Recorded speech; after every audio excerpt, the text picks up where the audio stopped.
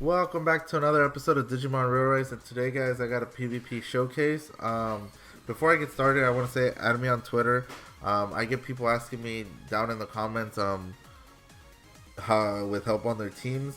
It'll be easier to see over there because you guys can upload an image. I can see your inbox.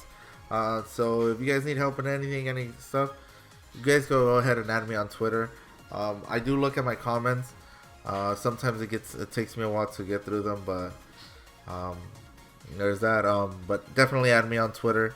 I got 0 people over there, and let's go on to the video. For plugins, as you guys can see, I do like to use the block plugins, the bronze ones. I do like to use the crit plugins if I don't have them. Don't sleep on those. At least have a couple of those, a couple of blocks, and just the set of crits just for like your Omegamons. If you guys don't have anything better, I think the crit is much better than giving it like, the power up, the increase its power, just because like if it crits, it's gonna do a lot more damage. So that's why it's there, and it does crit very often, especially when I'm like it runs out of moves and it's just attacking. It always kind of crits for me, so there's that. For plugins, I also give HP plugins. As you can see, that one rainbow tenacious one, but most of my tenacious suck, the plugins. But I always give 1 HP defense and 1 block defense. I feel like that's been very consistent for me. As you guys see, this team that I use, I increased my defense by 20%, decreased my opponent's attack by 15% with Wargreymon, and platniumnumemom, which that's the whole point of this thing, is 20%. Most of the times, unless my opponent's Omegamon crit, I could tank it.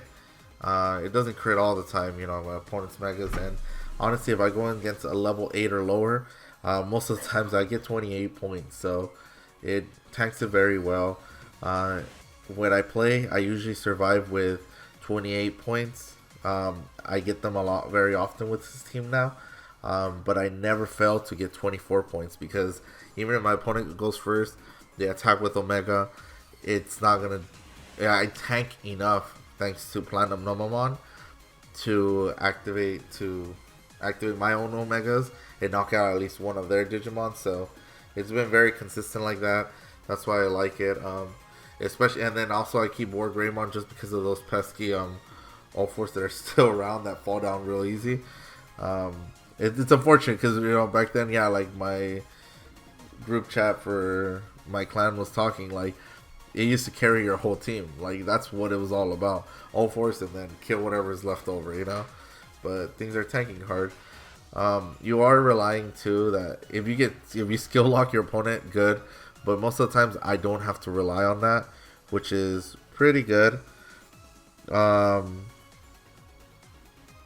with platniumnumemom, his attack and in both sub skill and main skill are shit. Yeah, it doesn't do anything. It's not worth putting in stones. If I get copies, yeah, I'm gonna feed them in, but I wouldn't do it. I don't know which Digimons to add for Lilithmon. I don't know what I would want to add or take out. But I do say that maybe, I haven't added Lilithmon to the team. I haven't used her. I have to get her. But what's his name? Just by paper, I would add it where alphamon's at. Only because I feel like she's a good replacement for alphamon, just because it could tank. And it also has the same range of skill lock, just 10% less. And that to me, it's pretty good. There's not much that blocks skill lock.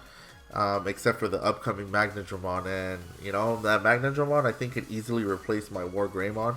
Actually, it might even be better because it heals, it revives, blocks skill lock, and it also lowers attack by a lot more. So once that comes out, yeah, a lot of people who don't have All-Force or have been struggling with All-Force are just annoyed with him still.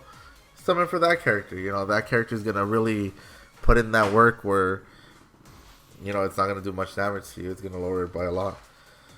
But, I think it's going to be the time where we say bye-bye to All Force. Maybe a couple of people still try to use it. But, yeah. I honestly, if I were to add Lilithmon to this team, I wouldn't. I kind of like it how it is. Alphamon's attack does increase because of Omegamon's, so you know there's that. But yeah, it's been very consistent. I could honestly say I'm going to keep this team for a while, unless something changes later on.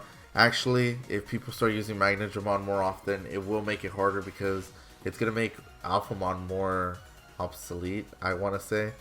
So I'm a little worried about that, you know, because it's only going to be a damage dealer at that point. So we'll see what happens to the meta once those come out. They're going to come out soon, I think today or tomorrow, I'm not sure.